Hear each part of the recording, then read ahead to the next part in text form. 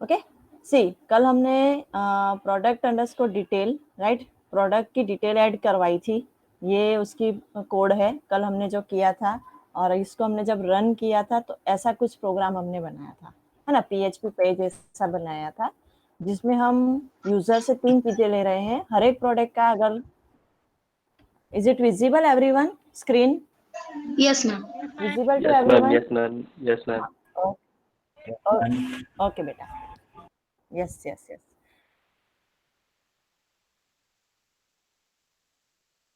Okay लेने जाओ, oven लेने जाओ, टेलीविजन लो, लैपटॉप लो, है ना, तो सबका एक मॉडल नंबर होता है। तो हम यूजर से क्या मांग रहे हैं, 3 चीज हमने मांगी थी। मॉडल नंबर क्या है उसका प्रोडक्ट का नाम क्या है, कौन सी कैटेगरी में आता है वो, और उसकी प्राइस क्या है। अगर टेबल की बात करें डेटाबेस की, तो ये हमारा डेटाबेस है prod अंडरस्कोर डिटेल्स नाम का, जो हमने क्रिएट किया था TY20 के अंदर, डेटाबेस के अंदर। और उसमें 3 कॉलम हम यूजर से मांग रहे हैं। कौन कौन सी? एक आईडी, प्रोडक्ट नेम और प्राइस। एक और कॉलम हमने एक्स्ट्रा रखी थी जिसको हमने दिया था ऑटो इंक्रीमेंट, AI। आपको AI सिलेक्ट करना है उस कॉलम के बाजू में। Auto increment is same as your sequence.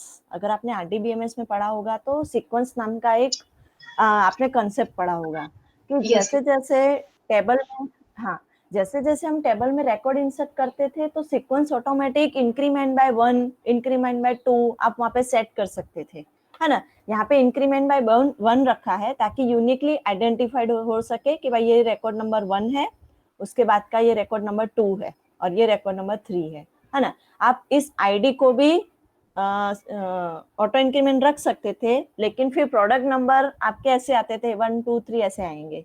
तो कल मैंने ये समझाया था कि कब कौन से कॉलम को ऑटो इंक्रीमेंट रखना चाहिए, वो लॉजिक मैंने आप सबको समझाया था।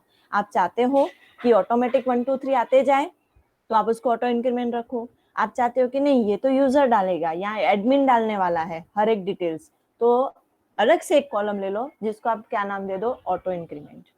ठीक है, चलो आगे बढ़ते हैं। आज क्या हो रहा है कि हमें यहाँ डेटाबेस में देखने आने की जरूरत पड़ रही है कि डेटा इंसर्ट हुआ कि नहीं, या रिकॉर्ड कौन कौन से हैं। आज हम ऐसा कर रहे हैं, इसी PHP पेज के ऊपर यहीं पे नीचे रिकॉर्ड डिस्प्ले हो जाए, है ना। कंसेप्ट समझने जा रहे हैं तो मैं एक बटन ले लेती हूँ, उस पर मैं क्लिक करूँ तो यहाँ पे रिकॉर्ड आ जाने चाहिए डेटाबेस में से फैच होके। और हमें पता है, हमने RDBMS में पढ़ा हुआ है, यहाँ DBMS में पढ़ा हुआ है, जब भी आपको डेटा फैच करने हो डेटाबेस में से तो SQL का कौन सा कमांड यूज होता है? विच कमांड इज यूज्ड?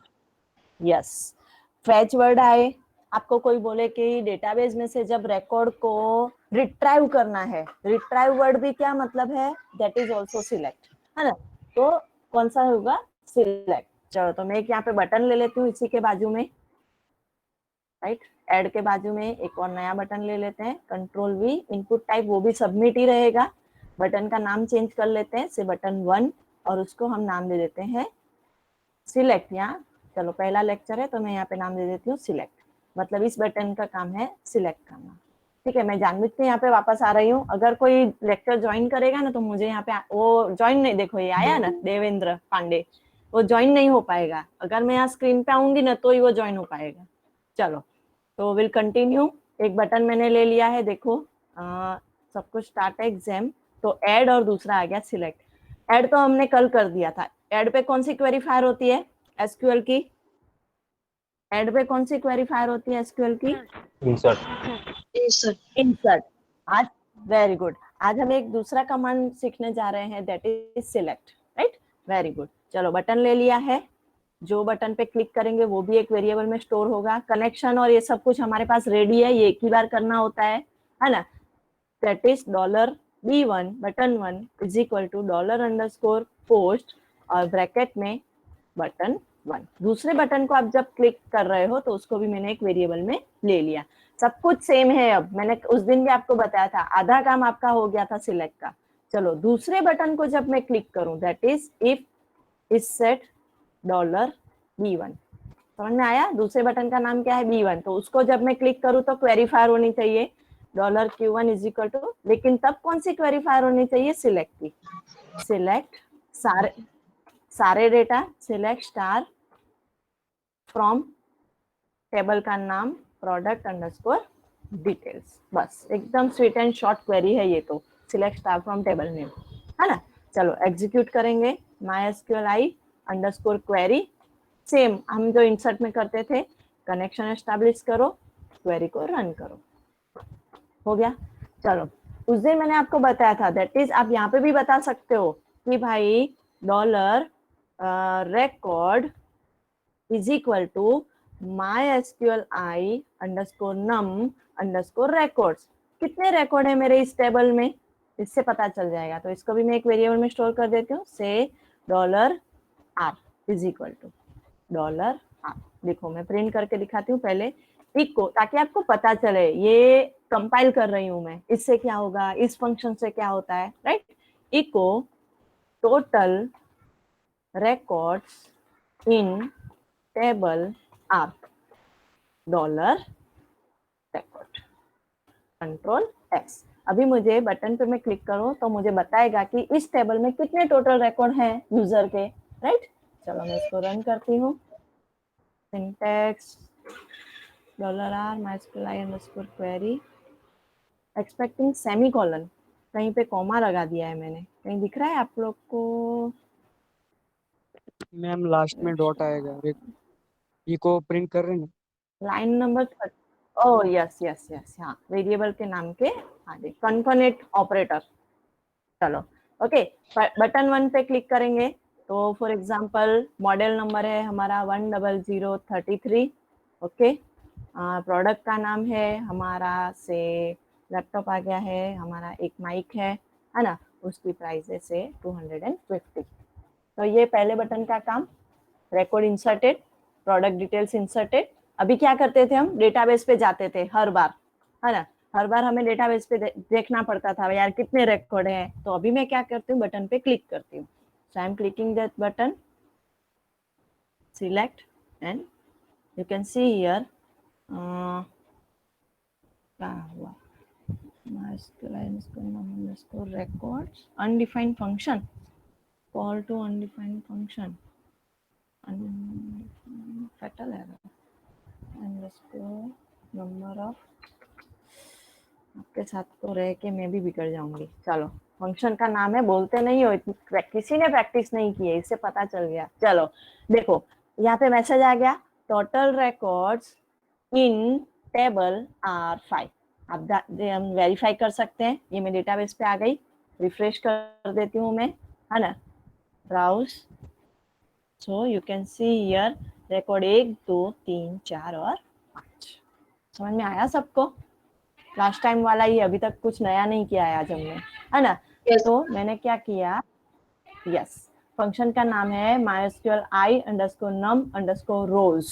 कितनी रोज है, तो हमें पता चल गया कि टोटल 5 रोज है। यहाँ पे मैं वापस इंसर्ट करूंगी तो यहाँ पे 6 हो जाएगा।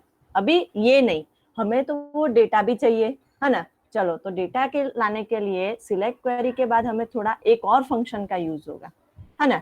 तो ये तो है ही, क्वेरी को हमने एक इसमें स्टोर कर दिया है, वो ये भी हम यूज कर सकते हैं, अभी नहीं करते हैं, कंफ्यूजन नहीं करते हैं, डिलीट।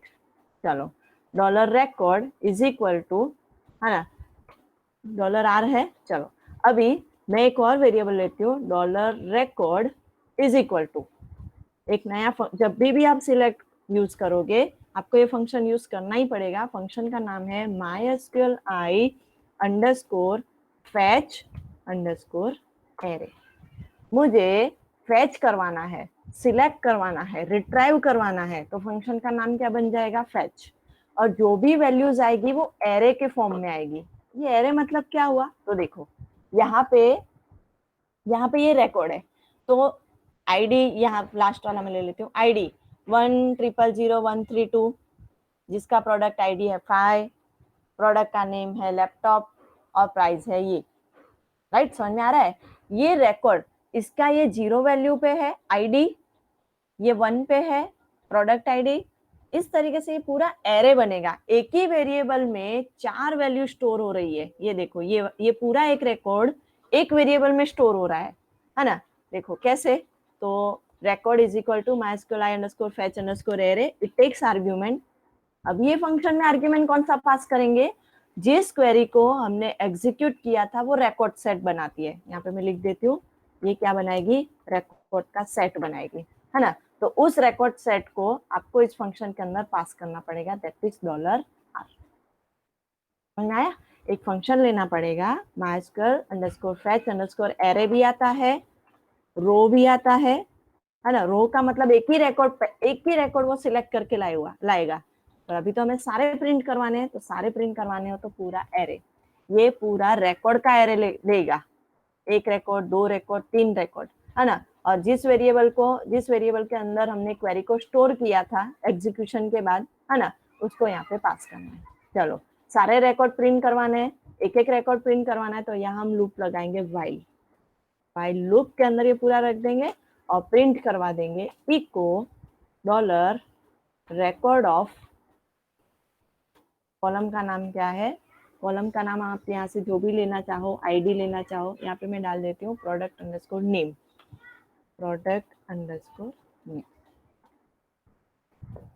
राइट। इस वेरिएबल $record क्या है, $record is your array variable, right, जिसके अंदर क्या क्या स्टोर है, ID, product ID, product name और रेट, इतनी चीजें इसके अंदर स्टोर है ना। आप याद करो, मैंने आपको जब हम एरे सीखे थे, है ना, तो उस एरे में हम एरे के नाम में ब्रैकेट में की देते थे, तब जाके वो वैल्यू प्रिंट करता था। अभी सेम ही लॉजिक है, ये एरे का नाम स्क्वायर ब्रैकेट में सिंगल कोट्स में हम तब वहां पे क्या देते थे, की देते थे, ये मैंने की दे दी। तो अब ऐसा होना चाहिए, हर एक प्रोडक्ट का नाम प्रिंट होना चाहिए, राइट। इसको किया न्यू लाइन पे देखो, so I am printing here, button के क्लिक इवेंट पे किया हुआ है, okay. I am selecting HP laptop, Dell laptop, Sony, HP laptop, right. आप देख सकते हो इसको मैं सेंटर इको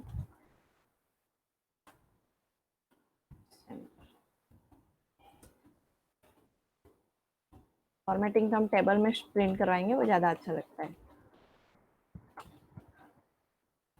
इको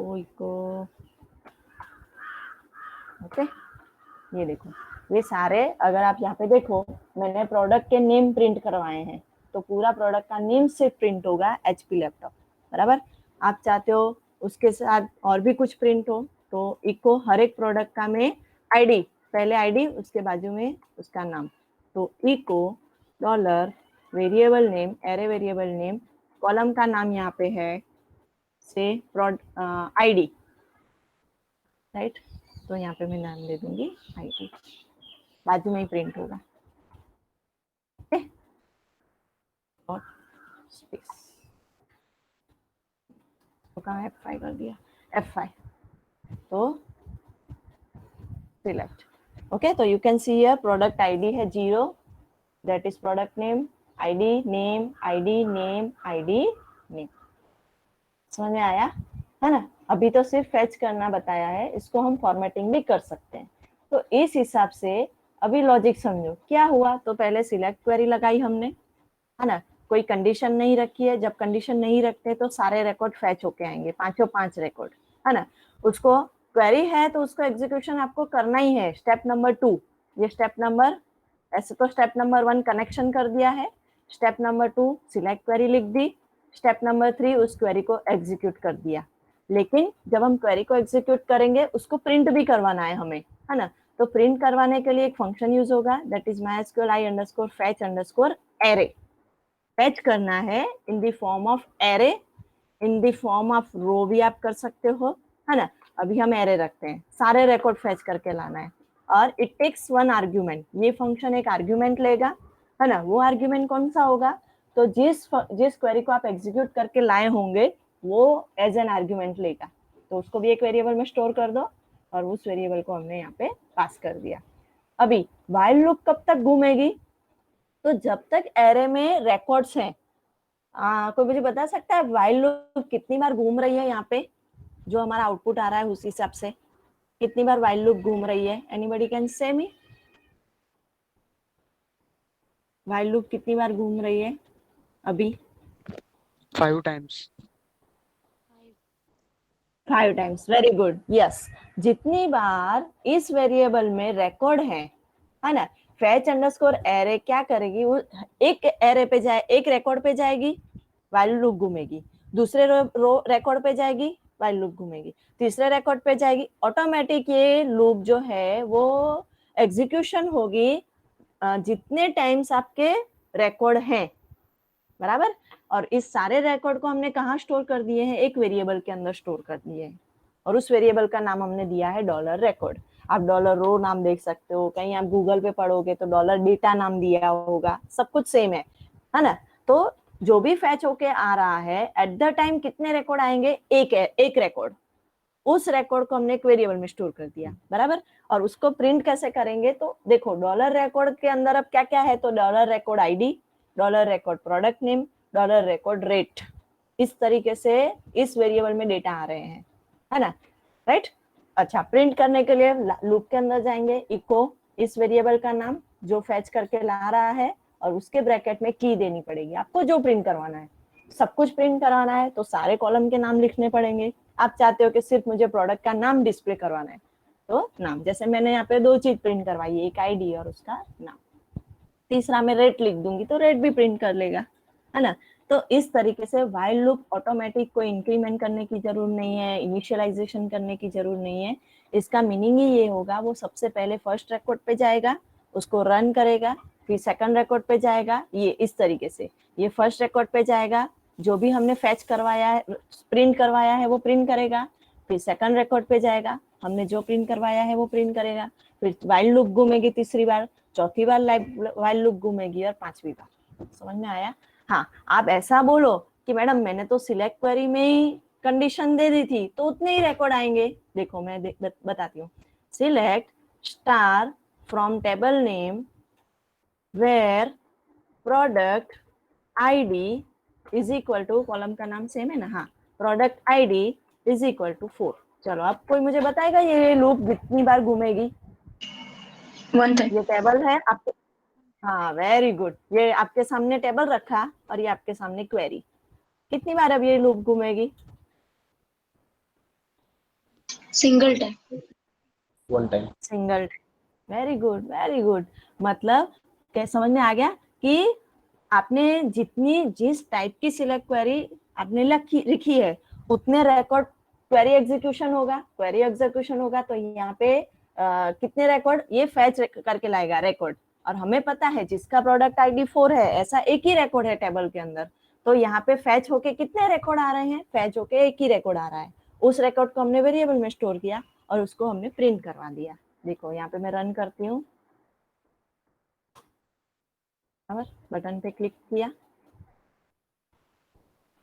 कितने, एक ही प्रिंट हुआ, 100010012 HP लैपटॉप। ये देखो 4 1000012 HP लैपटॉप। समझ में मैम आया? हाँ ना, हमारी प्रोडक्ट आईडी हाँ अगर बेटा 4 बोलो। 4, हाँ हमारी प्रोडक्ट आईडी 4 4 अगर 2 बार हो तो दोनों बार डेटा प्रिंट तो करेगा 2 कि? रिकॉर्ड आएंगे। ओके यस यस यस, एक दोनों बार, यही तो मैं कंसेप्ट समझा रही हूँ आपको। चलो देखो देखो, अभी मैं क्वेरी में चेंज करती हूँ, आईडी वाली मेरी 3 है 0, चलो मैं आईडी इज इक्वल टू, इस कॉलम पे मैं काम कर रही हूँ, आईडी इज इक्वल टू 0, बराबर। आईडी 0 हो ऐसे कितने रिकॉर्ड है, 3 रिकॉर्ड है ना। अब देखते हैं, सेव किया मैंने, कंट्रोल एस, चलो इसको मैं एग्जीक्यूट करती हूँ, ओके, बटन की क्लिक इवेंट, देखो आ गया, हाँ समझ में आया? तो जिस यस हिसाब से हाँ, जब आप डेटाबेस के साथ लॉगिन पेज बनाओगे ना, है ना, तब एक ही बात मिलेगी, मतलब कि जिसका यूजर नेम कविता हो, जिसका पासवर्ड कविता हो, कितने रिकॉर्ड मिलेंगे इतने डेटाबेस में से, एक ही यूजर नेम और पासवर्ड, है ना। तब हमें यूज कर सकते हैं फैच अंडरस्कोर रो, तब यूज होता है, या फैच अंडरस्कोर एरे पे काम करना है तो लूप एक ही बार घुमाएगी। ओके, कंसेप्ट समझो, मैं इसलिए आपको हमेशा कंसेप्ट समझाती हूँ। अभी आपको समझ में आ गया कि ये काम कैसे करती है सिलेक्ट क्वेरी, नहीं तो लोग है ना बस ये कैसे होता है क्या होता है, और कोई वेयर कंडीशन तो लगाएगा भी नहीं। और बहुत सारे लोग क्या करेंगे पता है, मैंने देखा हुआ है, क्योंकि इसलिए मैं बोल रही हूँ कि बहुत सारे लोग ये है ना सारे कॉलम के नाम देने ऐसा समझते हैं कि कंपलसरी होता है हाँ, कंपलसरी कब है, आपको ये पूरा का पूरा टेबल प्रिंट करवाना है, आईडी भी चाहिए, अब प्रोडक्ट आईडी भी चाहिए, आईडी भी चाहिए, सब कुछ प्रिंट करवाना है, तब आप सारे कॉलम के नाम लिखो, राइट। चलो आगे हम लिखते हैं, से इको डॉलर रिकॉर्ड के अंदर में से प्राइस। अच्छा, हम जो ब्रैकेट में की दे रहे हैं वो सेम एज योर कॉलम के नाम ही होने चाहिए। इसका भी सॉल्यूशन है कि मैडम कॉलम के नाम याद नहीं रहे तो उसका मैं सॉल्यूशन बाद में दूंगी। चलो, डॉलर रिकॉर्ड प्राइस, अभी क्या होगा, प्राइस भी प्रिंट होगी यहाँ पे मैं, ओके रन करते हैं। मैम स्क्रीन चेंज कर, स्क्रीन चेंज करो मतलब यस मैम, आपका फॉन्ट स्क्रीन दिख रहा है आपका। शिट,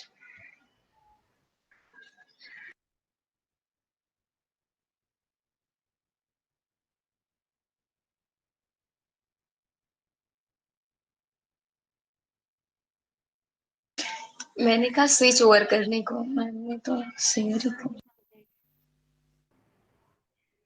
लेक्चर खत्म? नहीं, नहीं, अरे गलती से लॉग आउट आउट हो गई। Hello lecture? अरे यार ये रुक जा। मैम कहाँ चली गई? Lecture the end. ओए, अच्छा आई अच्छा मैं हुआ, चलो। इतना अच्छा तो पढ़ा रही थी, क्या अच्छा हुआ। वेट वेट, तो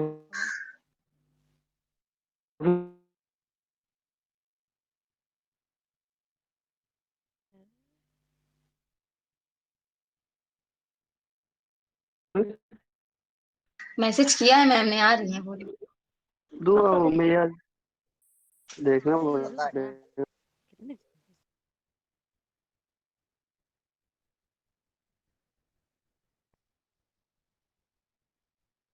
मैम आ रही है, रुक जाओ। हमको तो पता ही नहीं था, थैंक यू बताने के लिए। अगले की तो तुझे पड़ी है।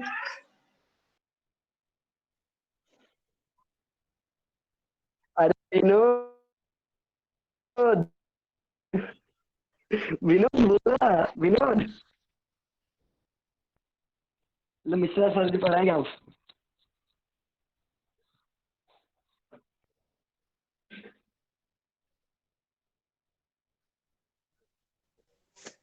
देखा, ये देख, वेट डिस्कनेक्ट हो गया लिखा हुआ है। हाँ भाई, मुझे भी, मैंने भी अब देखा। विनोद, अरे विनोद कुछ बोल क्यों नहीं रहा है? विनोद यार, 108। मेरे को बुला। अबे तो भूल गया क्या है? ओ, यस आई एम हियर। चलो सॉरी हाँ, अरे डिस्कनेक्ट हो गया था कनेक्शन, इंटरनेट। चलो okay, so I am sharing the screen. Okay, सबको समझ में आया बेटा, सिलेक्ट क्वेरी काम कैसे करती है, डेटा फेच कैसे होके आएंगे? या वेलकम, थैंक यू। इजी है, सिंपल है ना। क्वेरी लिखनी है, सिलेक्ट स्टार, अगर आपको सब कुछ डेटा चाहिए तो कोई कंडीशन मत अप्लाई करो वेयर से, है ना। क्वेरी को क्वेरी लिखी, उसके बाद हमें पता है क्वेरी को एग्जीक्यूशन करना होता है, तो MySQL क्वेरी, है ना।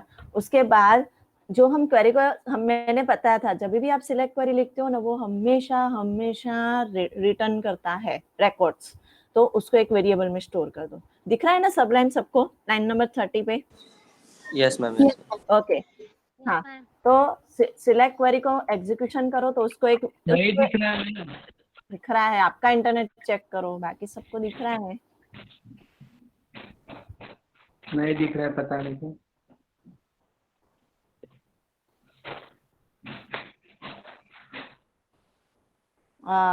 शुभम दिख रही है स्क्रीन, सबलाइन दिख रहा है?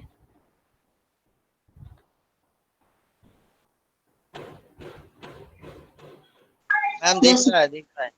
ओके ओके, चलो तो सिलेक्ट स्टार डॉट क्वेरी है, उसको एग्जीक्यूशन करो MySQL_query से कनेक्शन क्वेरी, उसको एक वेरिएबल में स्टोर कर दो। अभी हमेशा जब भी आप सिलेक्ट करोगे तो एक और फंक्शन ऐड होगा, MySQL i_fetch_array। आपने क्वेरी को जो एग्जीक्यूशन किया था उसको आपने एक वेरिएबल में स्टोर किया होगा, उस वेरिएबल को यहाँ पे पास कर दो। एक और वेरिएबल लेना है इस फंक्शन के लिए भी, समझना है ना, तो एक और वेरिएबल ले लो इस फंक्शन के लिए भी और उसको व्हाइल लूप के अंदर रख दो, राइट। अभी जो भी हमारा डेटा है वो जो नया करंट हमने वेरिएबल लिया होगा fetch_array के लिए, उसमें से डेटा को प्रिंट कर दो। $record कॉलम का नाम, $वेरिएबल कॉलम का नाम, ठीक है। तो इस तरीके से आप कोई भी डेटा को डेटाबेस में से फेच कर सकते हो। अभी इतनी प्रैक्टिस करो, सिंपल है ना। आप सारी कॉलम के नाम लिखना, ओके। नेक्स्ट टाइम हम सीखेंगे कि इसको अच्छे से फॉर्मेटिंग में हम प्रिंट करवाएं, ठीक है। और ये कोड मैं शेयर भी कर दूंगी गूगल क्लासरूम पे, ठीक है। चलो अभी मुझे आपसे जो इम्पोर्टेंट बात करनी है, I am sharing my screen. Yes Shruti, sure. कहीं भी अटक रहे हो, आई एम हियर। और एक दो प्रोग्राम भी हम कल करेंगे सिलेक्ट पे ही। सिलेक्ट आएगा ना, उस पे से हम अपडेट डिलीट करेंगे। क्यों कि सिलेक्ट के बाजू में ही हम अपडेट डिलीट कर रखे ताकि डेटाबेस पे जाने की जरूरी ना हो, ठीक है। चलो I am opening one letter, एक लेटर मैं ओपन करती हूँ। यस